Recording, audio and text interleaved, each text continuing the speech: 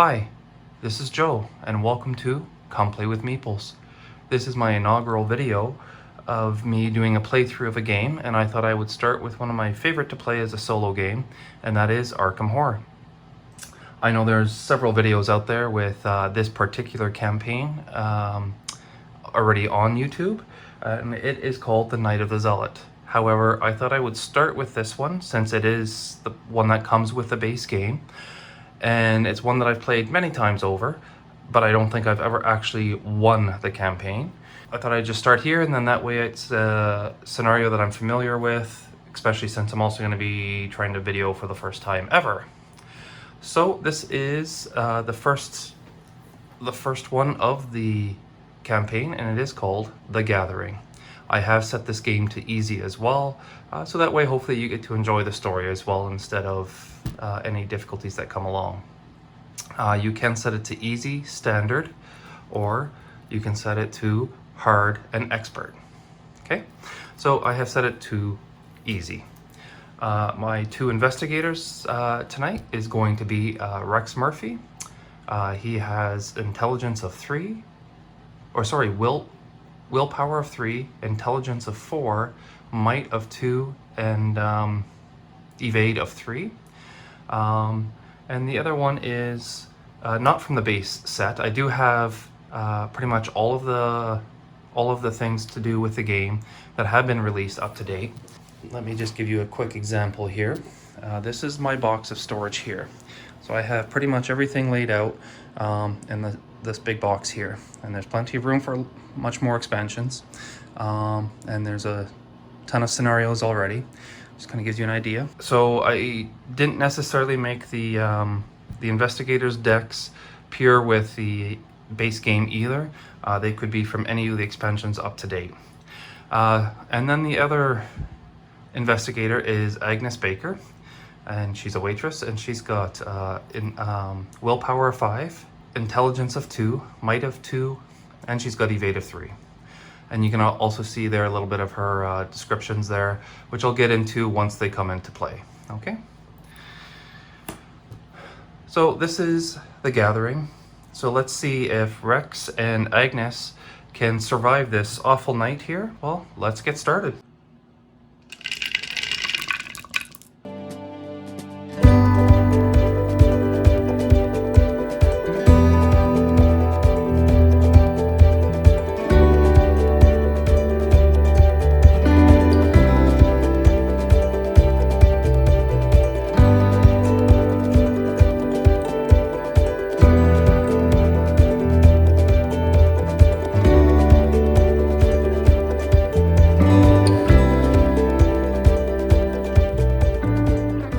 So I will start off right away by reading the campaign for you as well. As you can see, everything is already set up. So I will just read the introductory stuff, and then we'll get going right away. I will explain a few of the rules as we go, but as they come up. I'm not going to pre-explain all the rules because this game's got a lot of rules. So we will start with The Gowl's Hunger. Friday, September 18th, 1925, Arkham, Massachusetts. It is the end of a long and abnormally hot summer. The first hints of autumn beckon, but a heavy heat persists, relentless. A silent, unspoken anger grips the town. Tempers are short, and in the last week alone, there has been numerous reports of townfolk coming to heated, violent blows with one another over simple misunderstandings. And now, a call from James Hankerson. He claims to have found a dismembered body in his barn. Blaming the weather would be too easy.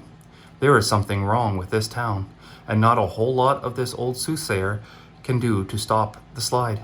My auguries indicate a small group of investigators will soon take note of these strange happenings and set forth to make things right. I'll be watching their progress, but I won't be holding my breath. And then it describes how to set up the campaign, but that's already done. And then on the back side, which I won't show you yet, it will give more directions, and then it says do not read until the end of the scenario. So we'll come back to that later.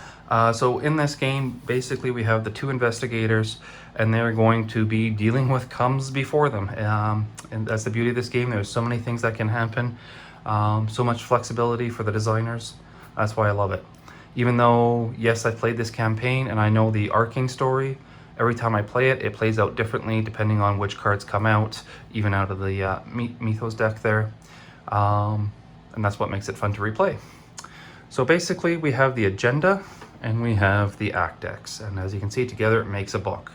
Basically the game's trying to advance the agenda, which is going to hurt us, and we're trying to advance the act, which will progress the story. So then we also have to read the agenda, and you can see there Agenda 1A and Act 1A. So we also have to read these cards out first too as flavor. Also on here you can see the number 3, and that indicates once there's 3 dooms on here, the agenda will advance. And there's basically, in this scenario, 3 cards in both decks. So first, Agenda 1, what's going on?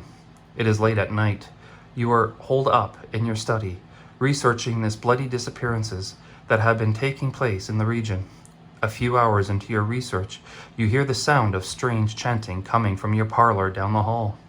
At the same time, you hear dirt churning as if something were digging beneath the floor. And then for the act side, it says, Act 1, Trapped. As you leap to investigate, the door to your study vanishes before your eyes, leaving behind only a solid wall. You're trapped inside your study until you can find another way out. So what this here means is 2 per investigator. So what that means is we have to find, since we have 2 investigators, we have to find 4 clues to advance the story. So at the beginning there's no clues on the board, but they will be coming out as we play. So to start, the setup also tells you that you're going to start in the study. So these cards, as you'll see in a moment, have 2 sides, and this side you always start with first with the lock side until either an investigator starts at that location or once an investigator moves to that location, and then you're going to flip the card. So first we'll read the flavor text and then we'll flip the card. So we are in the study, and it says, you've been investigating the strange events occurring in Arkham for several days now. Your desk is covered in newspaper articles, police reports, and witness accounts. So now, I do have these, I've made these things here for my character instead of the big cards that the games come with. It just saves up a little bit of table room. So that's Agnes, and then over here we have Rex. Okay. So now we get to flip the card, and as you can see from the study, so this indicates the location. In a little bit you'll see down here similar symbols, and that means then you can go from the study to those other locations, which will make more sense once we advance the story here a little bit. The other thing is that this location has a shroud of 2, which will be important when we do our investigations. And then here it means we have 2 per investigator again, so that means 4, and there's going to be 4 clues on this location for us to discover. So then the flavor text reads, the door to your study has vanished. So then we put our 2 characters on that location, and we grab 4 clues. I just have all these things off screen, and this is what the clues look like.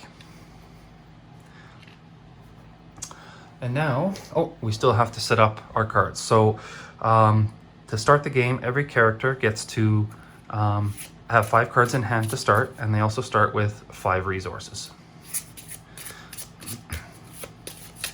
Just give this a bit of a shuffle, and then I will draw 5 cards. Then if there's any weaknesses in these cards, I immediately take them out and replace them.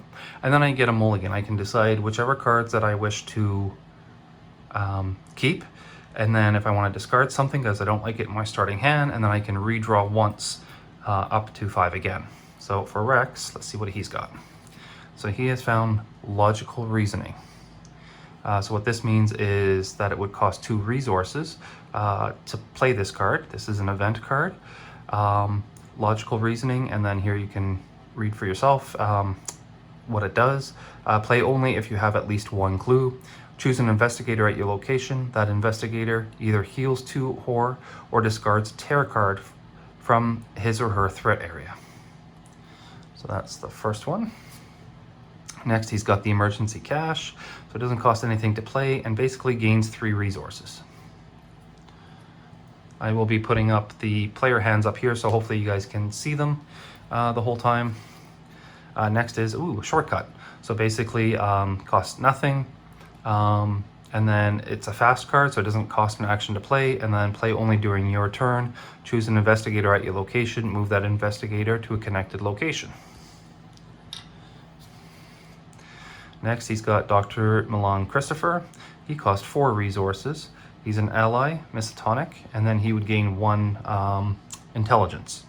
And then a reaction after you successfully investigate, gain 1 resource. That's a really good one for somebody who's in this class here. And the final one costs 2, working a hunch, fast, so again it can be played pretty quick without an action. Play only during your turn, discover 1 clue at your location, basically for free. So looking at that, to be honest, I really hoped he would have had a weapon, but you know what, I think I'm going to mulligan this one and try one more. Fingerprint kit. So costs 4 to lay down, has 3 supplies, and then as an action I can exhaust fingerprint kit and spend 1 supply, and then I can investigate and I get another +1 intelligence for this investigation. If you succeed, you discover 1 additional clue at your location. Okay, so that is his starting 5 cards. So then for Agnes, give this a quick shuffle. We're at 5 cards and we do it again, since we're playing two-handed. So first she's got Shriveling. So basically it has 3 and then uses 4 charges, spend 1 charge, and then helps to fight. So she can use her willpower, which is 5, which is far better than fighting of 2. So at least she's got some ability to fight things when they do come out. Next one is Meat Cleaver. And I think I'm not going to describe every card. I'll let it sit on the screen for a second. So if you want to read it, just go ahead and pause. Because again, my goal is to be more about the playthrough than all the reading. Or all the rules, so. And the next is Emergency Cash. So same as Rex there got. She got some Lucky. And she's got a baseball bat. So at least she's going to be able to be a fighter here a little bit for us. Which is good because I really hoped he would have found a weapon, but he didn't. All right, so from there, we can basically start our first round. So here I have these off camera, and I have 2 of these for my own reference. But as you can see, the round sequence here shows us the Mythos phase, which we will skip in the first turn, then the investigators get to go, then the enemy phase, and then the upkeep phase. So for the first round, I'll kind of talk through it a little bit. But other than that, I won't be discussing the rules too much. So first, we skip the Mythos on the first round, and we go straight to the investigator phase, which means each investigator takes a turn, performing 3 actions. So to do that, I think I'm going to start by playing Dr. Milan Christopher. And just so you guys know, I am awful with names, so I'm going to mess up a lot of names as I play games. I'll try my best. Hopefully you'll understand what I mean. And that costs 4 resources. So that was Rex's first turn. For his second turn, I think he's going to start to do some investigating. Yeah, let's do that.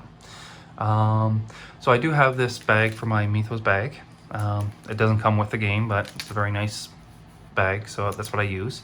As well as about a year ago, I entered a contest with this Arbits and actually won. So I actually won these nice, beautiful tokens. So again, these tokens here don't come with the game, but they are available on their Etsy store.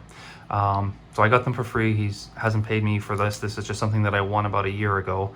But since I do really, really love them, I thought I'd showcase them as well.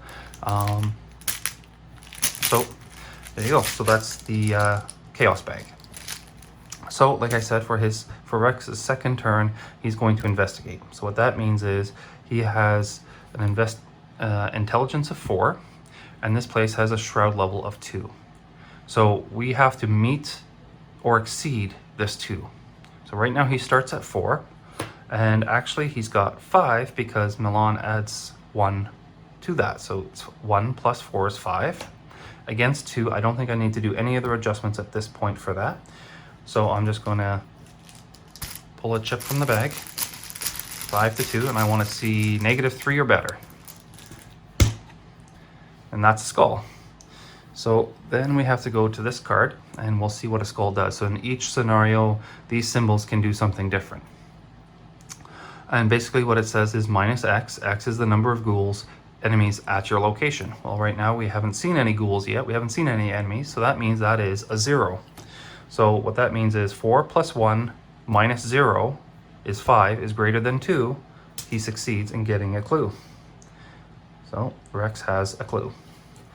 And then the reaction here, after you successfully investigate, gain 1 resource. So then Rex gains 1 resource. And now on to the third action. And I'm just going to do that again. So we're going to have another investigate. 4 plus 1 is 5. I'm not going to adjust that. And we've got the cultist symbol. Let's see what that one is. That is -1. If you fail, take 1 horror. So then we have 4 plus 1 minus 1 is 4, is greater than 2. And he gets another clue. So that's the end of Rex's turn. So then we flip his character over. So it's black and white, so we know that his turn is over. And now it gets to be Agnes's turn. So let me think here. I would really like somebody to have something for fighting. So I think for her, I'm going to spend 3 resources.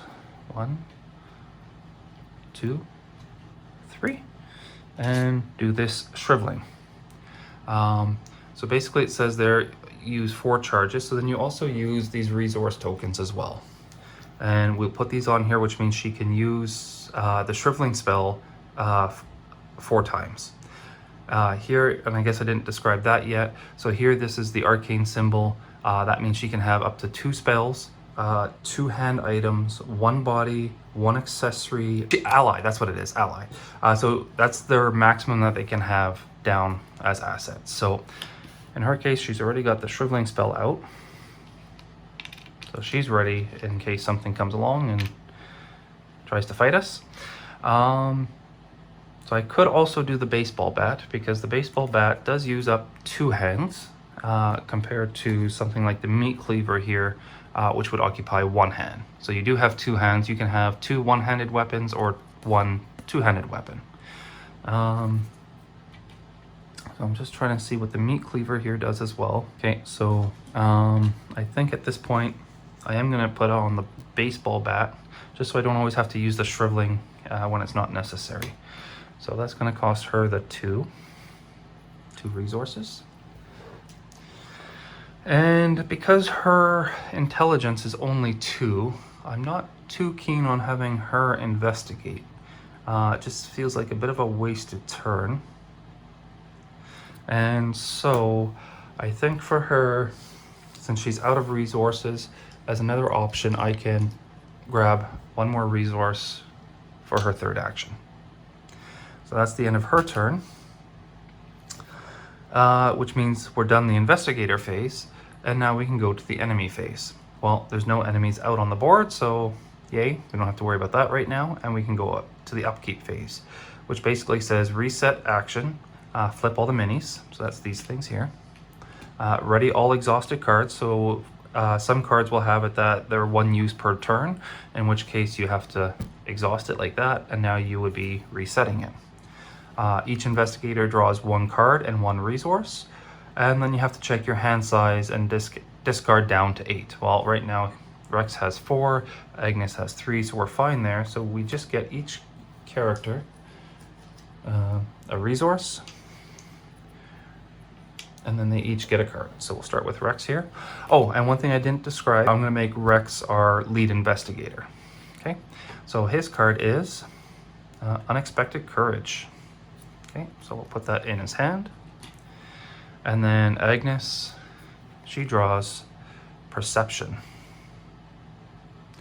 So we'll put that in her hand. And then that's basically the end of a whole round.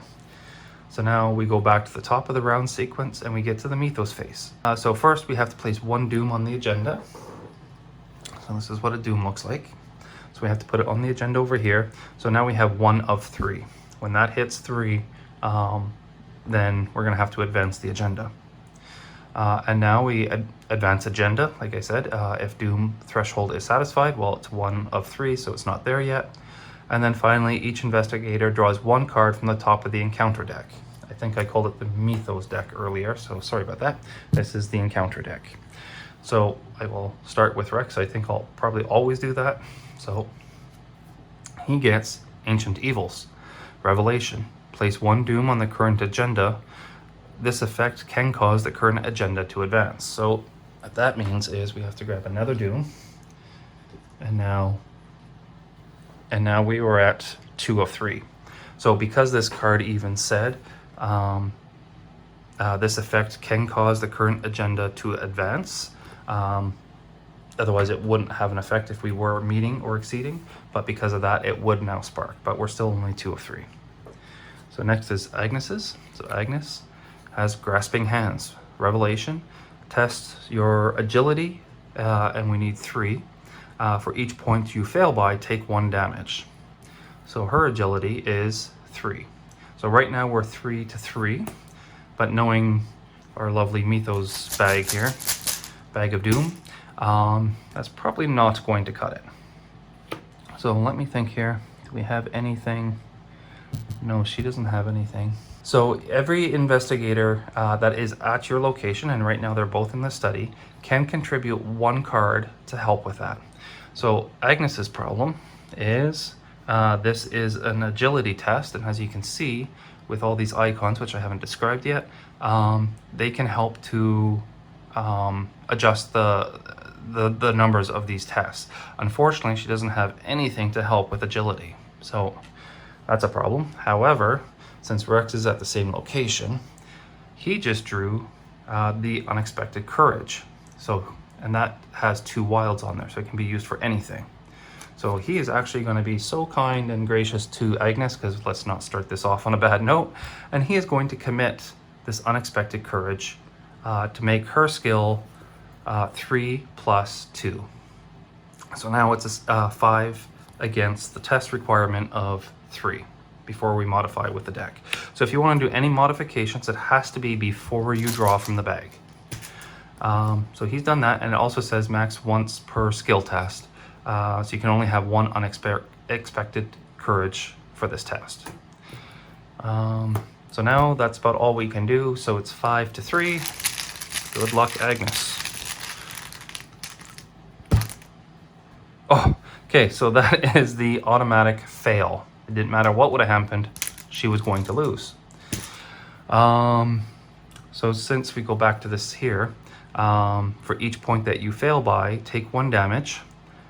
And since we got the automatic fail, that means hers was actually 0. So 0 to 3. So that means she's got to take 3 damage, which is really bad start for us, considering she only has 6 health.